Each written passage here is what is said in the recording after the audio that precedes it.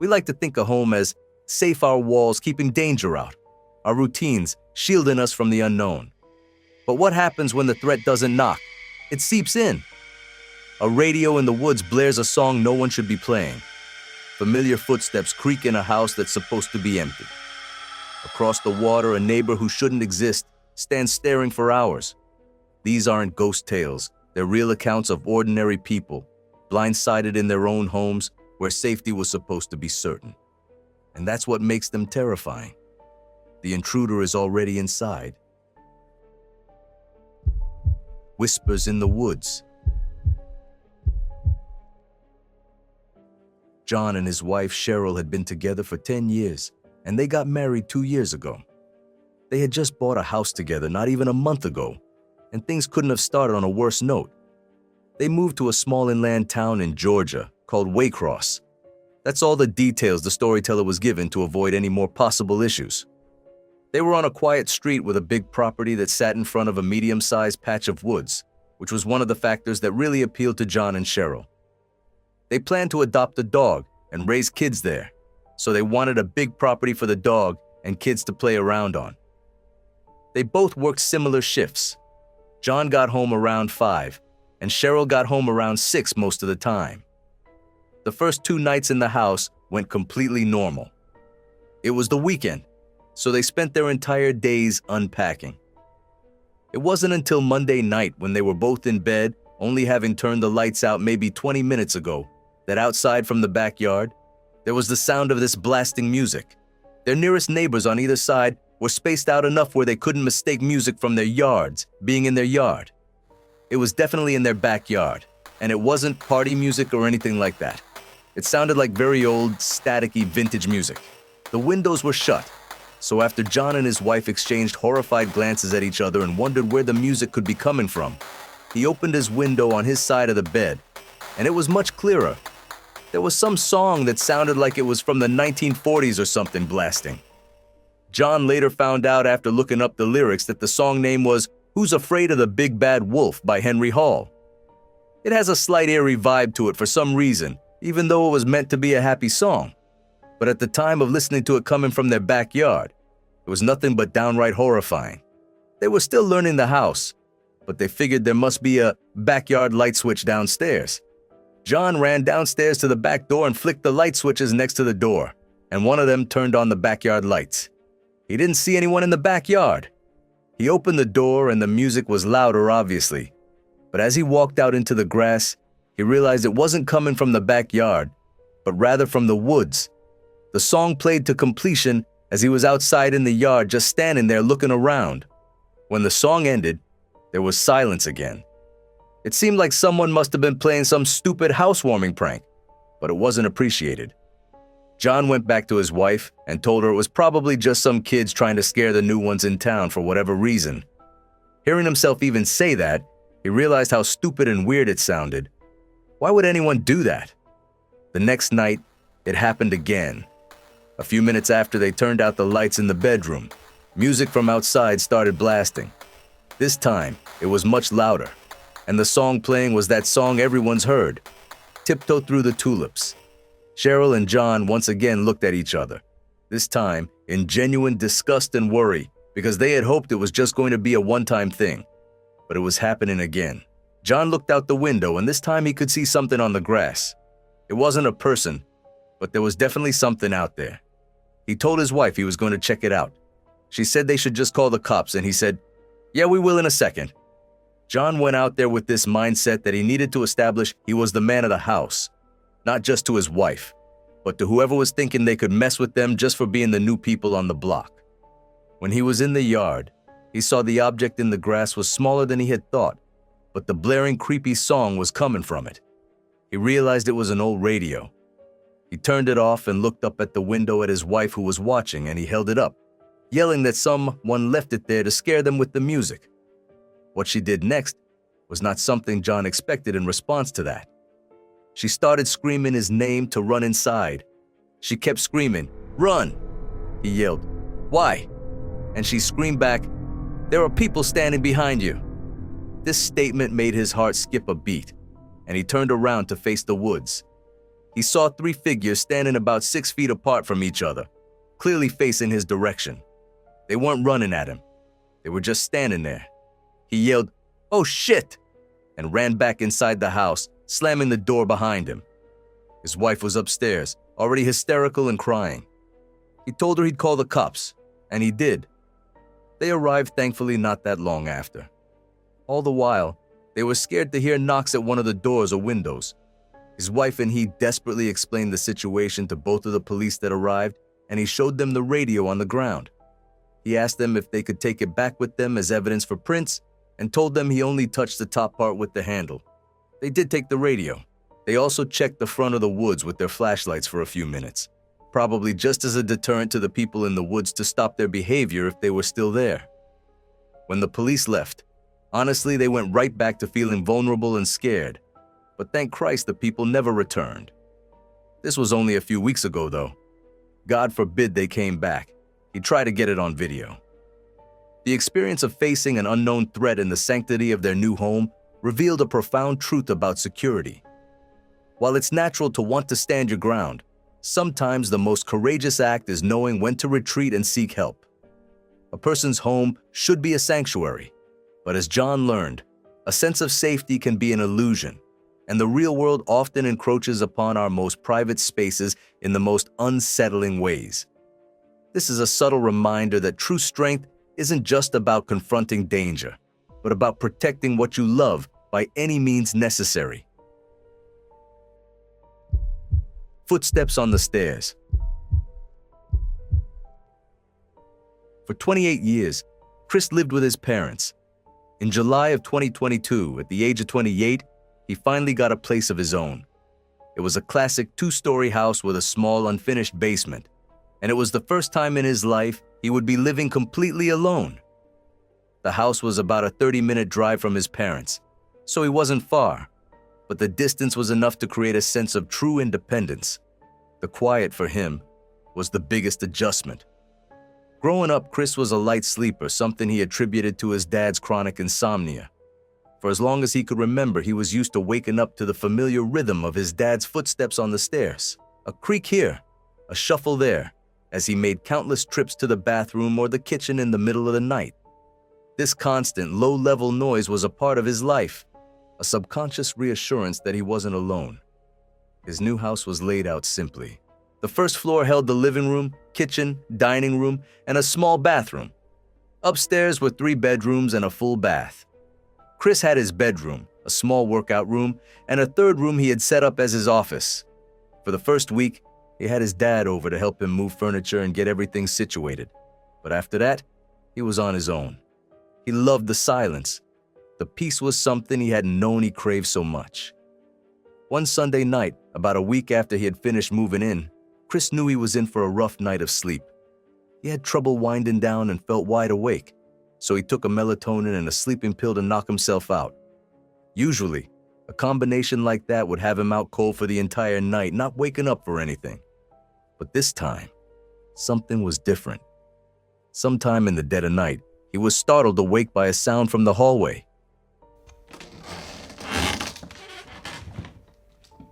He lay in a dazed, confused state, his mind still trying to process the intense dream he'd been yanked from. Through the haze of the sleeping pills, the sounds from outside his room were incredibly familiar. It was a rhythmic creak of the stairs, a soft thump, followed by a lighter footfall. It was the sound of someone going up the stairs. His half-awake mind immediately registered the sound as his dad. For a few moments, he just laid there trying to ignore it and fall back asleep. But the sound stopped, and as the silence washed over him, the reality of the situation came crashing down, a cold, hard slap to the face. He was in his own house. His dad was 30 minutes away. Those footsteps could not have been his dad's. Chris sat straight up in bed, his heart hammering in his chest. A sudden wave of paranoia washed over him. Was it an auditory hallucination? Was the silence a trick of his mind? In a moment of sheer terror, he nervously called out, "Dad?" The sound of his own voice was foreign and shaky in the darkness. Nothing. There was no reply, only the deafening silence of a house that was no longer empty. With adrenaline coursing through his veins, Chris got out of bed. He crept into the hallway, turning on the light to his room. He moved slowly down the hall, flipping on the lights to the other two bedrooms as he passed, trying to convince himself that he had imagined it. He made his way to the top of the stairs, peering down into the darkness of the first floor. A small sliver of light from the street lamp outside cast a faint glow through the front window, and in that dim light, he saw it. Standing at the bottom of the stairs, looking up at him, was a tall, masked man. It didn't feel real. He was staring at an intruder in his own home, a shadowy figure where his dad's familiar silhouette should have been. Chris couldn't see any weapons on him, but he wasn't about to take a chance. A guttural scream escaped his throat, filled with a panic he had never experienced. "Get the fuck out of my house!"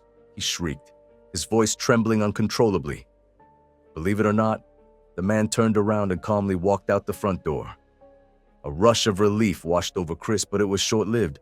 He ran down the stairs to lock the front door, his hands shaking so violently he could barely get the deadbolt to click.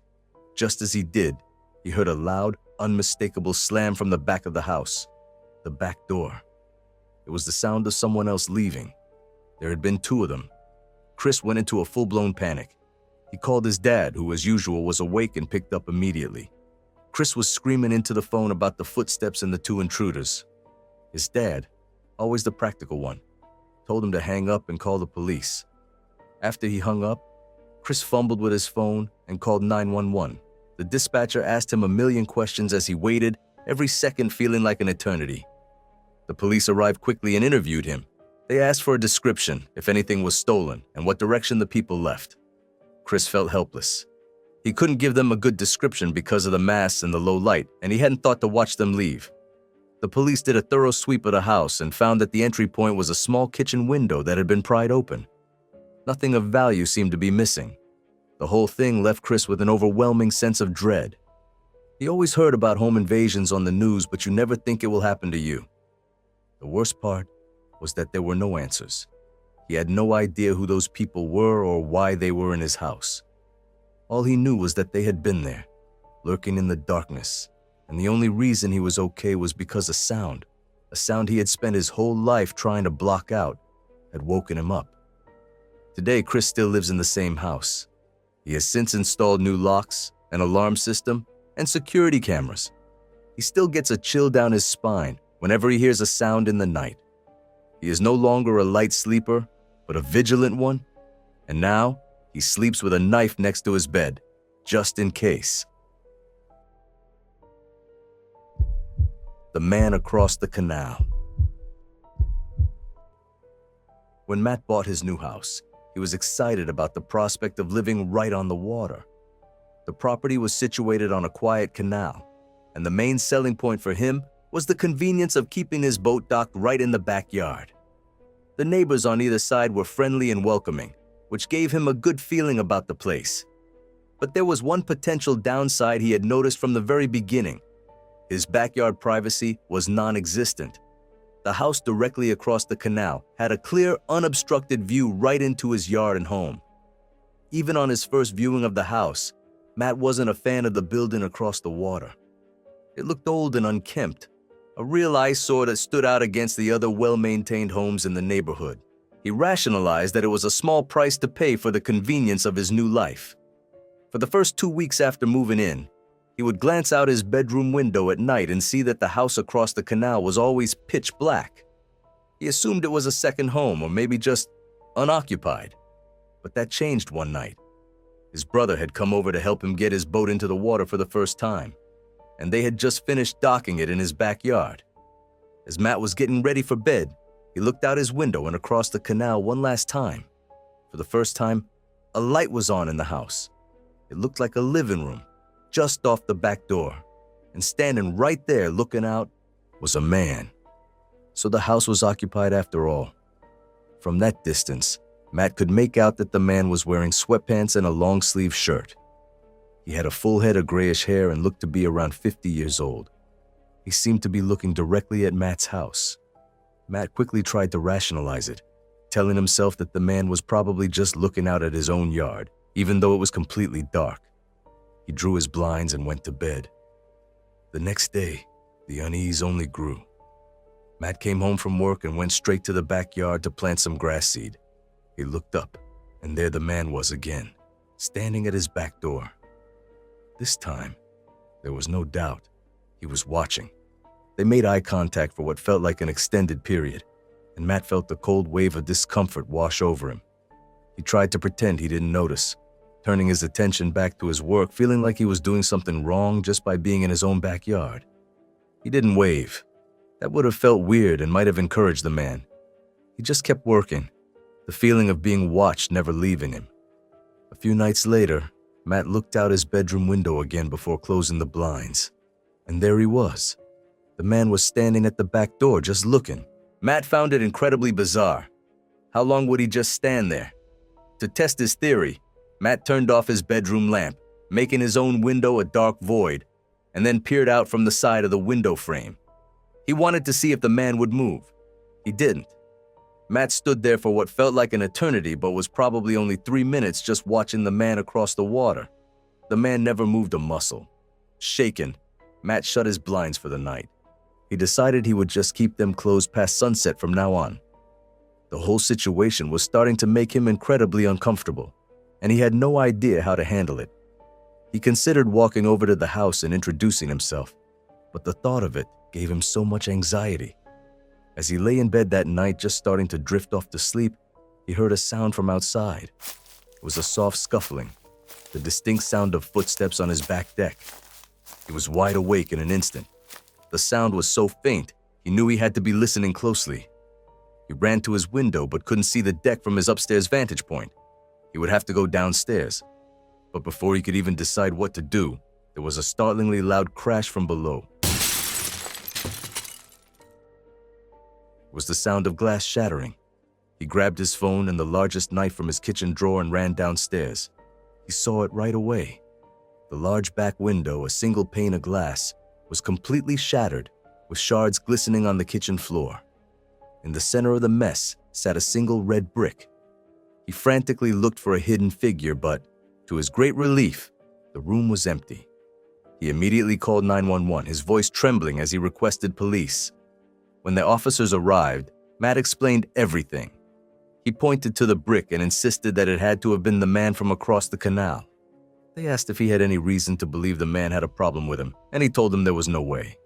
He didn't even know the guy. Matt begged them to go to the house and arrest him. So, while one officer stayed with him, the other two drove around to the house across the canal. They came back about 20 minutes later with an unsettling report. They said the house was completely empty. A neighbor on that side of the canal had told them the house had been foreclosed on months ago and that the tenant had been evicted. The police had no idea who the man was that Matt had seen. They recommended that he install cameras and offered to keep a patrol car parked outside his house to make him feel safer. The next morning, Matt woke up early and went to the house across the canal. He tried the front door. It was locked. He went around to the back door, the one where the man always stood, and it was unlocked. He quietly opened it and took 2 cautious steps into the darkness. The air was stale and still, and then he heard it, a sound from the second floor. A low, scraping noise, like a foot dragging across a bare wooden floor. The police car was still parked in front of his house, but Matt didn't hesitate. He ran back to his own house and locked the door behind him. He had the window fixed that day and immediately installed doorbell cameras in the front and back of his house. The man from across the canal has never appeared in his view again. He still has no idea who that person was, why he was in that supposedly abandoned house, or if he was the one who threw the brick. He just knows that some mysteries are better left unsolved. Do you have a story about a neighbor that turned out to be more sinister than they appeared?